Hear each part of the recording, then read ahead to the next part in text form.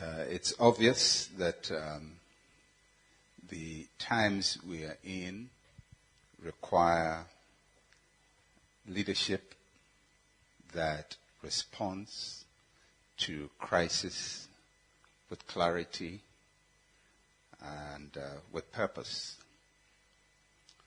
On the morning of April 15, 1912, the Titanic sank. It was a ship that was considered unsinkable. It had the latest technology of its day. It had been built with the intention that it would survive the hazards of the sea. And yet, it hit an iceberg, and within 2.5 hours, it was down on the ocean floor. Most of us would associate with the Titanic because of the movie that came out in 1997, and especially that Celine Dion's theme song, My Heart Goes On. But it wasn't as romantic as we saw it. It was a very painful moment for mankind. On that night, when the Titanic sank, it was not the only ship in the waters at that time. There were 3 ships, including the Titanic itself, and another ship called the Californian, and the Carpathia.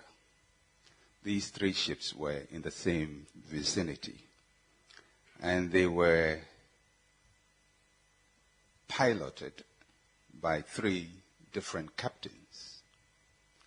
And in those 3 captains, we see leadership and how it responds to crisis.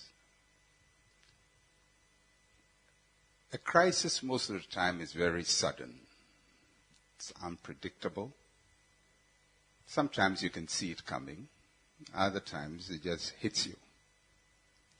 It's very intense. It spirals. And if it's not well managed, it becomes a catastrophe or a disaster.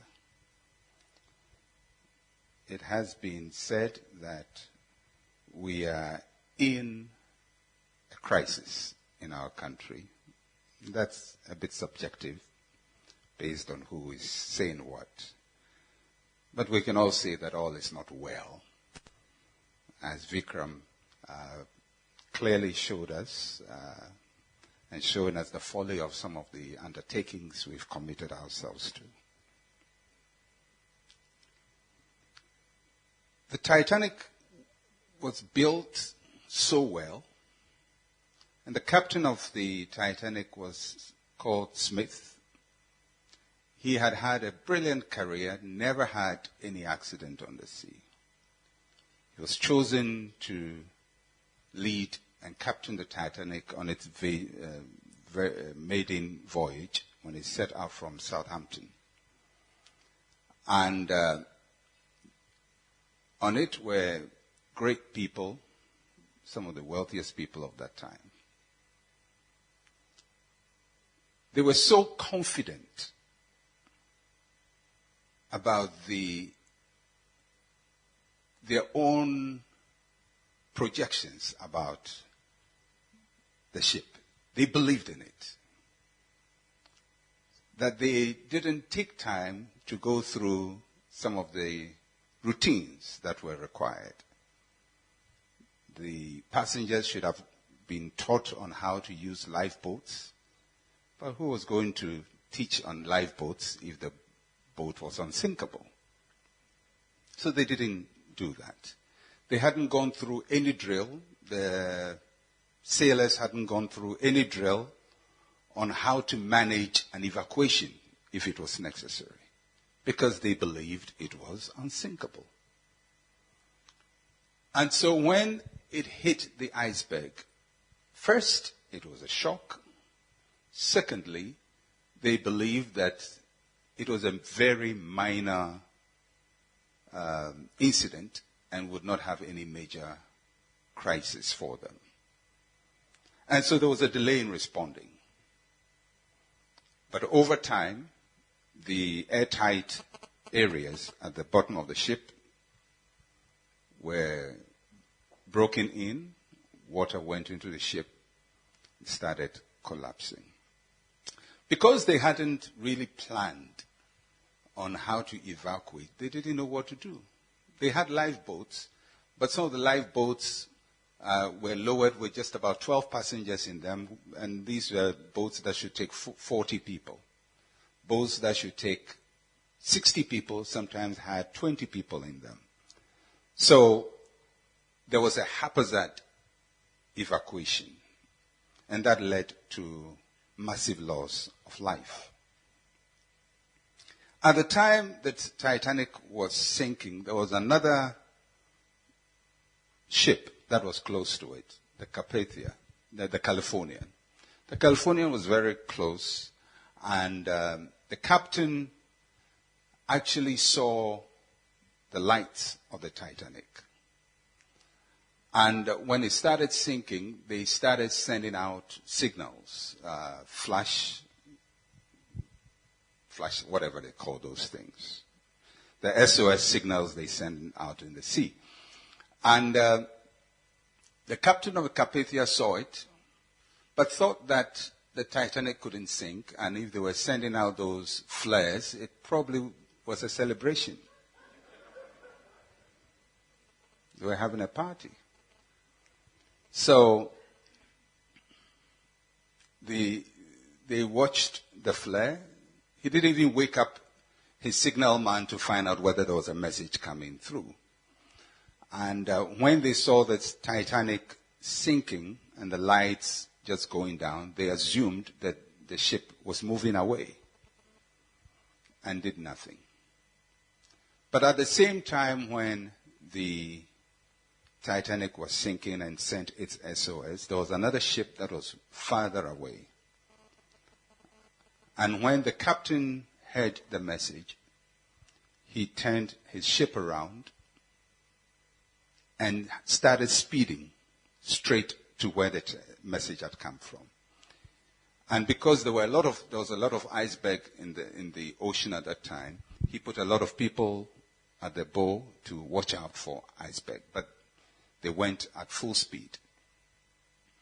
And whilst he was going at full speed, he started arranging for all the emergencies that would be needed. Normally,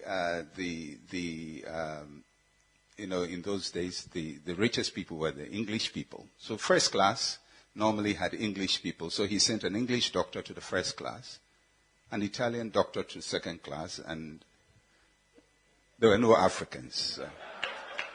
And a Hungarian doctor to the third class, because that's where the third class was. He prepared everything, prepared the ship, went through the drill of rescue, and so got his crew ready for the assignment. And all this was happening whilst he was traveling. He took 4 hours to get to where the Titanic was. By the time he got there, the ship had sunk for 2 hours. But he was able to rescue about 710 people, because there was a leader who responded quickly and knew what to do at that time.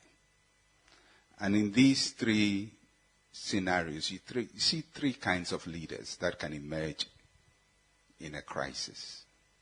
The first is the one who is overconfident, who believes his own story, that he is unsinkable, and continues telling himself that until he sinks. And you can see that leadership in our own lives, in our companies, in our businesses, in how we manage crisis. So we could take that route. Or there is a second kind of leader who is the overcautious one, who never knows what to do, and who is always hoping that things will be better. Best case scenario. And so when the ship is sinking, he thinks it's a party.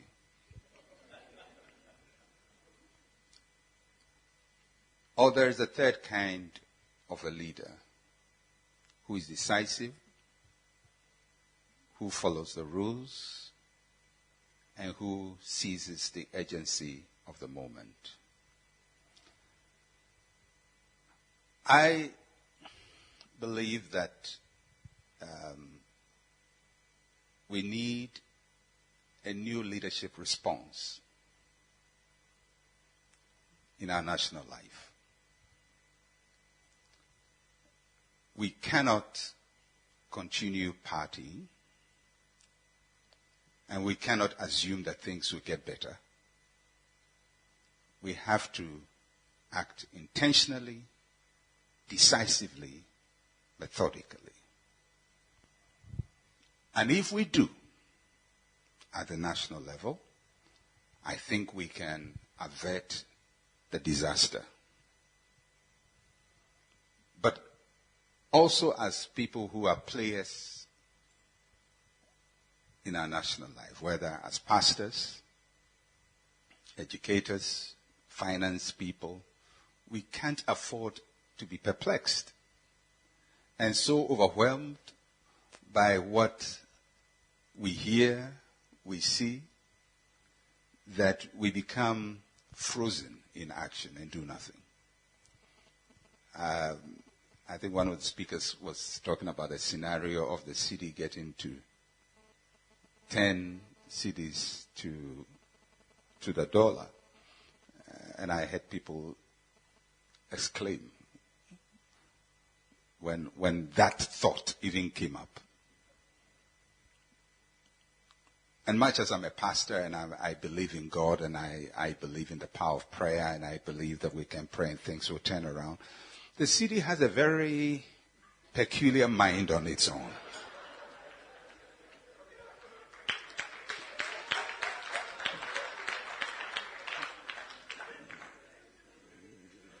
So it's almost like my first car. My first car had a mind of its own. It would decide whether to move or not to move. You could spark it and it wouldn't respond.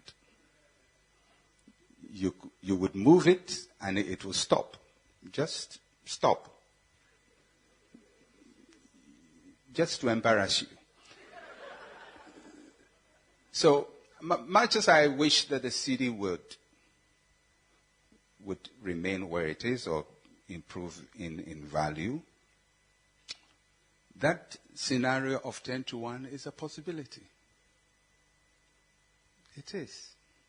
I don't wish it, I don't want it, I don't pray for it, I don't hope for it, I don't expect it, but it can. And so instead of sitting here hoping that everything will be all right, I think it would be great for us to face reality that things could get worse. And if they do, what do we do? And I hope that with what we have heard today from all the speakers, we will avert our minds to some of these realities that as much as we want to assume the best, the worst could be happening.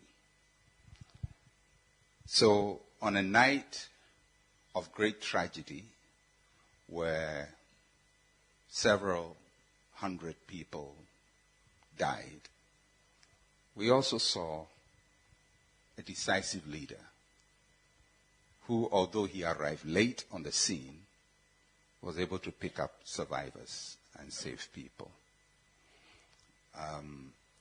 We may not be able to save everything, but we should be able to save something. I have been a Ghanaian all my life. And since my childhood, I have never in my life seen prices go down in Ghana. I've never seen things go up and come down. It seems as if we are on a permanent trajectory of deterioration. When things go bad, they don't revert to normal. So I find it very difficult to see things getting back to normal based on my experience as a Ghanaian. So what do? I prepare for the West and hope that I can arrive on time to save some people or to provide some help somewhere. And since I'm not government, I don't control the economy. I only respond.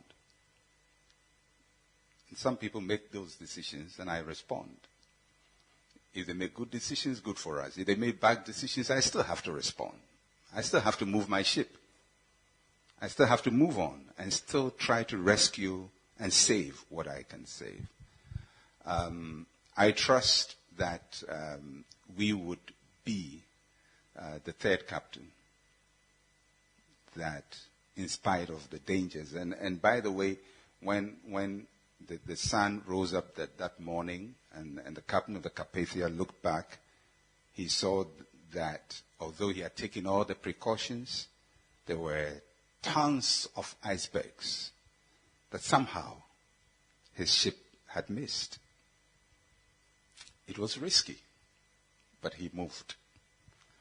I just want to encourage all the business owners here. It may be choppy waters in the future. It may be very choppy. There may be a lot of icebergs, and you may probably see businesses collapse around you.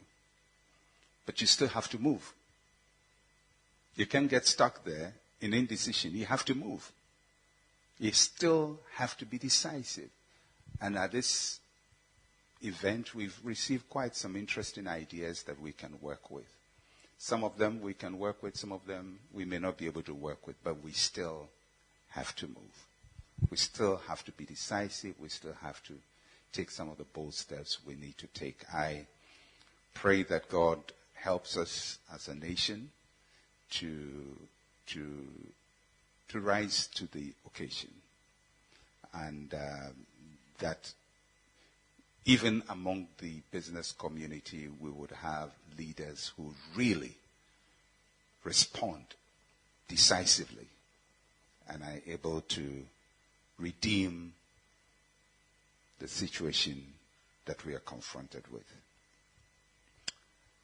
I haven't given you a lot to be happy about, and that's not my job. I have just let you know that we are in this ocean and our ship is going down. And we can't pretend it's a party on board our ship. And I hope the captains of the ship don't behave like the captain of the first Titanic, who was so overconfident that he allowed thousands of people to die just because he wasn't prepared for the crisis. Thank you.